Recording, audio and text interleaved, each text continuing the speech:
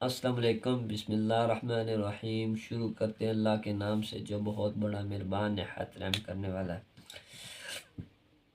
اس سے پہلے اللہ کی بڑائی، اللہ پاک کی ذات، مالک ہے، خالق ہے، رازق ہے، ساری کائنات کو پالنے والی ذات اللہ کی ذات ہے۔ اس سے علاوہ نہ کو پال سکتا ہے، نہ کو پیدا کر سکتا ہے، نہ کو موت دے سکتا ہے، نہ کو صحت دے سکتا ہے۔ یہ سب اسی کی نعمتیں ہیں، سب اسی کے ہی ہے، اسی کی طرف جانا ہے۔ اس کے حکم سے یہ دنیا چل رہی ہے، اس کے حکم سے ہی پیدا ہوتے ہیں، اس کے حکم سے ہی فوت ہوتے ہیں۔ آج سناتے ہیں جی بلوگی میں حضرت خالد بن ولید کا واقعہ کہ حضرت خالد بن ولید ایسے دلیر سے جنہوں نے 100 سے زیادہ جنگیں لڑی اور جیتی تھی، ہری ایک بھی نہیں تھی، ان کا چڑیل کا سامنا کیسا کرنا پڑا۔ دوستو، آپ میں سے لگ بھگ سبھی لوگوں نے حضرت خالد بن ولید کا نام تو سنا ہی ہوگا، کیونکہ حضرت خالد بن ولید کے کتنے صرف اسلامی تاریخ کے نہیں بلکہ دنیا کے بھی سب سے بہادر جنگجوؤں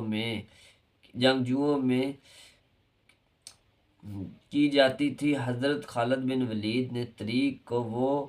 پہلے اور آخری انسان ہیں جنہوں نے اپنی زندگی میں لگ بھگ 100 سے زیادہ جنگیں لڑی تھی، اور ان ساری کی ساری جنگوں میں سے حضرت خالد بن ولید کو جیت نصیب ہوئی تھی۔ یعنی حضرت خالد بن ولید تاریخ کے وہ واحد جنگجو تھے جنہوں نے اپنی پوری زندگی میں ایک بھی جنگ نہیں ہاری تھی۔ آج اس میں ہم آپ کو اس کی بہادری اور جنگجوؤں کی تاریخ سے ایک ایسا واقعہ جو چڑیل کے ایک ایسا واقعہ کے بارے میں بتائیں گے جس سے سن کر آپ سبھی لوگ حیران رہ جائیں گے، کیونکہ یہ تاریخ کا واقعہ نہ صرف بہت سے زیادہ بلکہ عجیب بھی ہے۔ حضرت خالد بن ولید سے ایک چڑیل جو کہ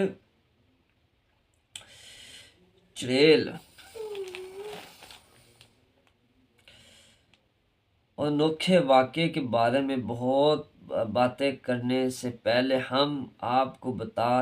بتاتے چلیں کہ آپ میں سے زیادہ تر لوگ یہ بات تو جانتے ہیں کہ مسلمانوں کے سب سے مقدس شہر مکہ میں پیغمبر حضرت محمد صلی اللہ علیہ وسلم پیدا ہونے سے پہلے ہی سے زیادہ تر لوگ بتوں کی پوجا کیا کرتے تھے، یعنی پتھر اور آگ جیسی چیزوں کو اپنا خدا مانتے، نعوذ باللہ، تو مانتے تھے۔ نہ صرف خدا مانتے تھے بلکہ ان پر جان دینے کے لیے بھی تیار رہا کرتے تھے۔ ویسے تو مکہ والوں کے بہت سارے دیوات خدا موجود تھے، یعنی بت اور آگے جیسے موجود تھے، لیکن ان سب میں سے جن تین خداؤں کو وہ سب سے زیادہ مقدس مانا کرتے تھے، وہ تین تھے جن کو لات مانتے اور الاز کے نام سے جانا جاتا تھا۔ مکہ میں کعبہ کے ساتھ ساتھ بہت ساری جگہ پر ان کے تین دیواؤں کے بت موجود ہوا کرتے تھے۔ مکہ کے سب سے زیادہ مشہور ان تینوں دیوانوں میں سے ایک دیوا جس کو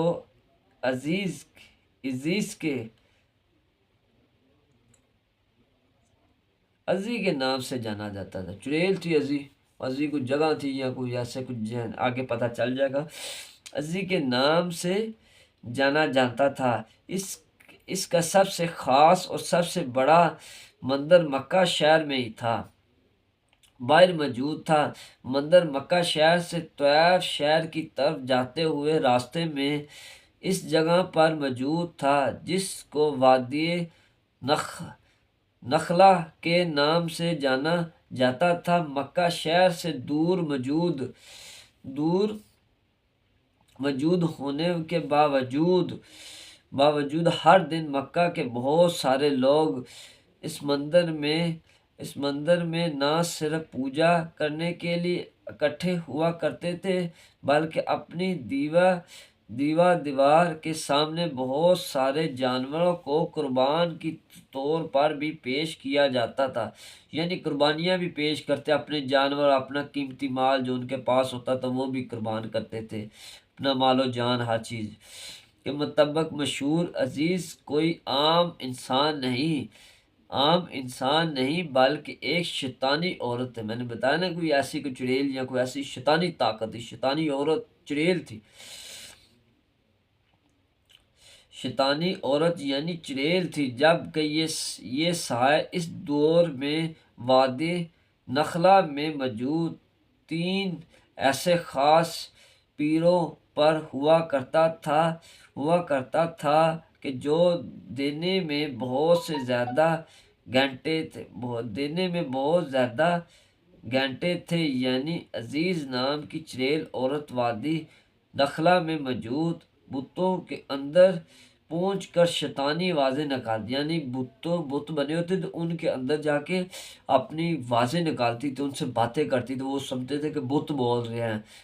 نعوذ باللہ انہیں خدا کہتے تھے، وہ کہتے یہ بہت بات کر رہے ہیں۔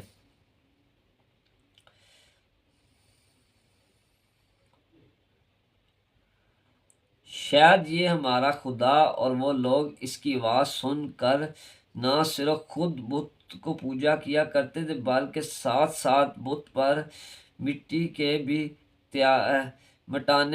مٹانے کے لیے بھی تیار رہا کرتے تھے، ایک دوسرے کو مٹانے کے لیے، مارنے کے لیے، جو ان کے بارے میں کوئی بات اس کو مارنے کے لیے بھی تیار رہتے تھے۔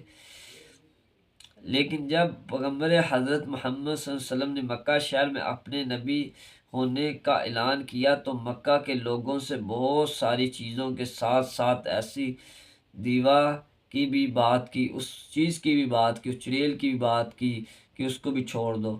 عبادت کرنے سے منع کیا، اور ان کو سمجھایا کہ یہ کوئی تمہارا خدا نہیں بلکہ ایک شیطان ہے جو تم لوگوں کو گمراہ کر رہا ہے۔ اس پر مکہ کے لوگوں نے صرف پیغمبر حضرت محمد صلی اللہ علیہ وسلم کی یہ بات ماننے سے انکار کیا بلکہ ان سے اتنے زیادہ ناراض ہو کہ ان کو اوپر سے طرح طرح کے ظلم و ستم بھی کرنے لگے، اتنے خطرناک ظلم و ستم کے جس کی وجہ سے مسلمانوں کی آخری پیغمبر حضرت محمد صلی اللہ علیہ وسلم کو مکہ شہر چھوڑ کر مدینہ کی طرف جانا پڑا۔ لیکن قسمت سے 10 سال گزرنے سے پہلے پیغمبر حضرت محمد صلی اللہ علیہ وسلم ایک بار پھر مکہ شہر میں واپس آئے اور اللہ تعالیٰ کا ایک بار پھر واپس آیا اور اس کے بارے میں پیغمبر حضرت محمد صلی اللہ علیہ وسلم مکہ شہر میں ایک عام انسان کی حیثیت سے نہیں بلکہ فتح کی حیثیت سے آئے تھے، یعنی ان کو فتح دینے کے لیے، یعنی ان شیطانوں سے، بتوں سے، یعنی فتح دینے کے لیے، آزاد کرانے کے لیے آئے تھے کیونکہ آپ کو بتایا چلو 629 ہجری میں مسلمانوں کی فوج نے پیغمبر حضرت محمد صلی اللہ علیہ وسلم کی لیڈرشپ میں مکہ شہر کے پوری طرح سے فتح کر لیا۔ اس وقت 629 میں آپ صلی اللہ علیہ وسلم نے پھر یہ مکہ شہر کو فتح کر لیا۔ مکہ کے فتح ہونے کے بعد جب شہر کا پورا کنٹرول پیغمبر حضرت محمد صلی اللہ علیہ وسلم کے ہاتھ میں آ گیا تو پھر انہوں نے ایک دن میں حضرت خالد بن ولید کو ان کے 30 ساتھیوں کے ساتھ وادی نخلا کی طرف جانے کا آرڈر دے دیا۔ دوستو، وہی خالد بن ولید جن کو اسلامی تاریخ کا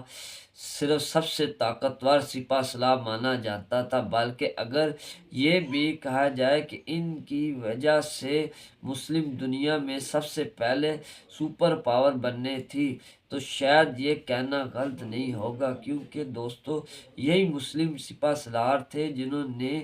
کچھ دنوں کے اندر ہی لگ بھگ پوری دنیا میں فتح کر لی، پوری دنیا کو فتح کر لیا، تو مسلمانوں نے پوری دنیا کو جیت لیا، تو مسلمانوں کا پوری دنیا میں رقبہ تھا، پر مجبور کر دیا تھا، پوری دنیا کو گھٹنوں تک مجبور کر دیا تھا۔ لیکن اس کے بارے میں خالد بن ولید